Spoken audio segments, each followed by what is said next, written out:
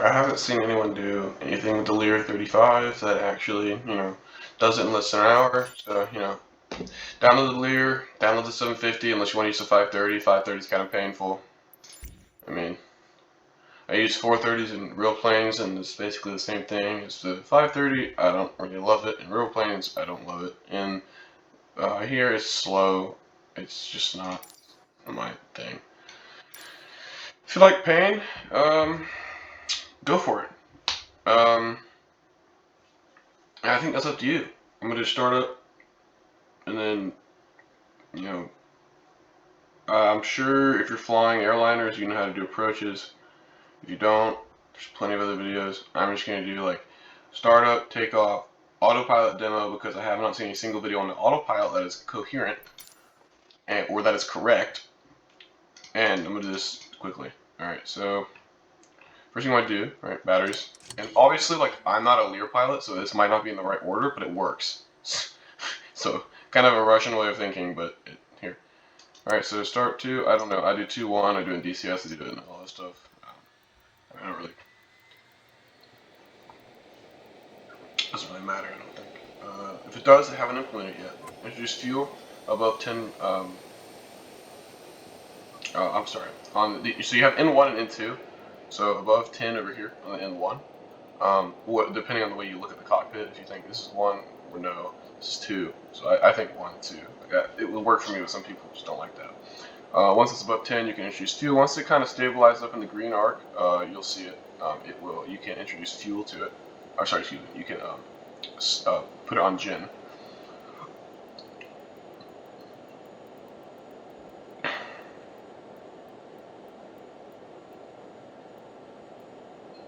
Okay, so now you can put it on the right generator, and now you can start the first engine.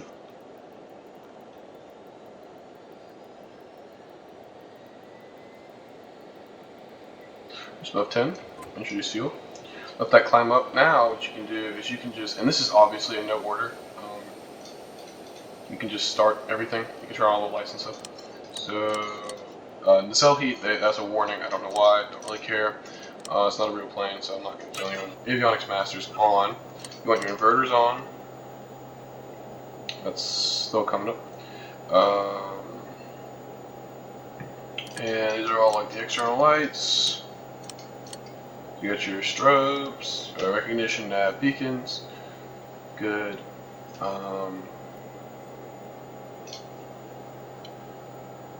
And that is stabilized, so put the first engine to, left generator on. Now you have the hydraulics pump on, and, all this good stuff. Turn the smoking on, why not? Thrust reversers. I'm gonna arm this, find thrust reverse, and that does work. For takeoff, I see 8% of flaps, 8 degrees of flaps, or whatever it is. Whatever you want to call that. That's what I see for takeoff. And so for noticeable steering, you got to double click the steer lock. And take your parking brake off, and here we go. This guy, he's dead now. Anyway. We're at Charlotte. I'm just gonna do it quick. Here we go. Charlotte. We'll go to Greensboro. Actually, that's like way too close. Let's do Lynchburg. Okay. The guy, the actual like controller in real life at Lynchburg, he's always angry. The guy who's like, "Oh, I want you to a left base," or a left down one time when I flew up there. And then I did that. He's like, "No, sir, I said right base, or right down." And I was like, "All right, relax." But anyway, that's how I start the Lear. Also, if you're downloading this from, regularly downloading this if you're not on Steam, you just go to the community folder. But same thing with the actual, if you're not downloading with Steam, you go to the community folder. But same thing with Steam.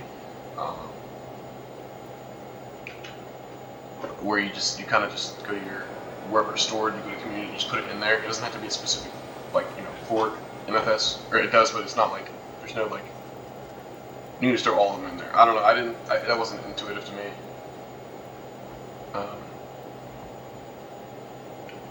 All right, and then you just kind of go full power, and you know this plane has a fantastic flight model. I'm gonna turn my track IR off so it doesn't annoy me.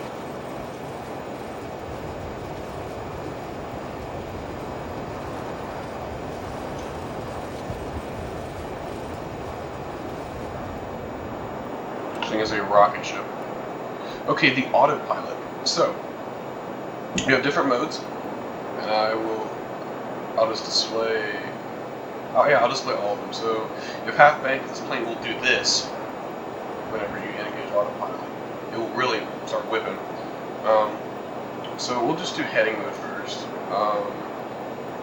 Level, obviously levels the airplane, and then so altitude select. So if you come down here and scroll, say I want to go to 20,000 feet. Alright. And I selected that. You hit speed, altitude select, you have to hit engage, and now it will follow your, okay, when you hit engage, it will follow your heading. I turned that on also, I don't know what it is, it works for me, it hasn't had an issue. And now this will follow your autopilot. See how it's banking pretty hard. If you hit half bank, it will do it at, I think it's 30 or instead of 45 or whatever, it's half of what it usually does. Not that half is, not that half 45 is 30, but it just does it like less. But you know what you can do is you can hit nav.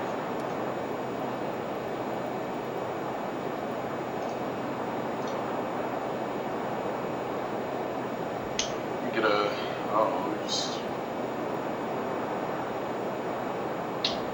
I think it is going to the right.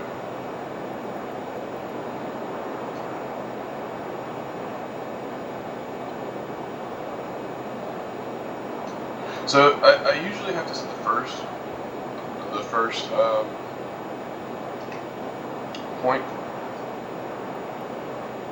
but after that you kind of just, it'll do all the rest for you. I don't know why it does that, but it does. So with that up there, so you'll climb up to 20,000, and then it will automatically do altitude hold. That's what you think it does. VS, GS, don't know what they do. Don't know what that does. Don't really, the level, I mean, always don't know what this does. It always works when I have it engaged. Might work when I don't. I have no idea what it is. I don't really care. So that is the Lear. And it will fly procedures, it will fly like star SIDS, it will fly everything like this. It will also do it with the 530, but it's awful. So, yeah. Either way, good plane, good flight model. And in this, I'll just let it level out at 20,000 feet. This plane wants to go, man. This plane is fast. It wants to just keep going. Oh, one thing. When you have altitude selected, full throttle is going to pitch it more, where less of your power is going to drop the nose. That is how you control your climb versus descent. And I actually, to make it, oh my gosh, 10 minutes to an hour, I will do a descent to 15,000 or whatever. So now that I've added full power again, also you're usually temp limited.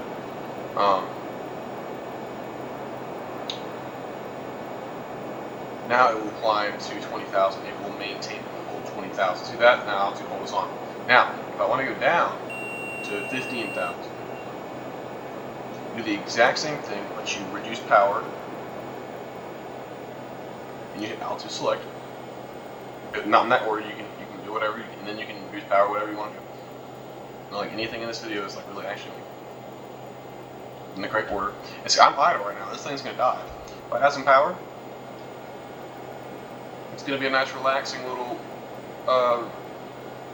flight for the people in the back if I had any. And obviously, I monitor my rate of descent with this, with the VSI.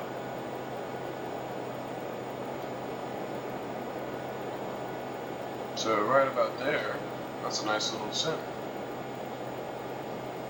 And obviously you augment it to your preferences. That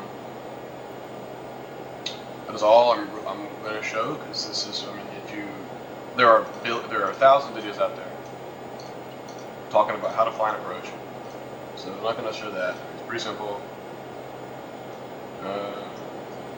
Oh, yaw damper, by the way, back here. Yeah, 3 comms, 3 nanosystems, 2 others.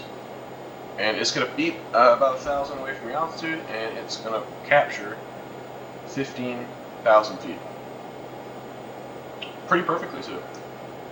And you can add power right before.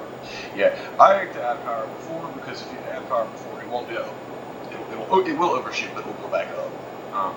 And now you see how it pulls back. So that's the Lear. This will also do with the 530. The 530 is just slow programming, and I don't know how to program bolts. Well, I do, but it's with the OBS thing. Not that you're ever going to get one in a simulator, but whatever. Enjoy the non-hour video.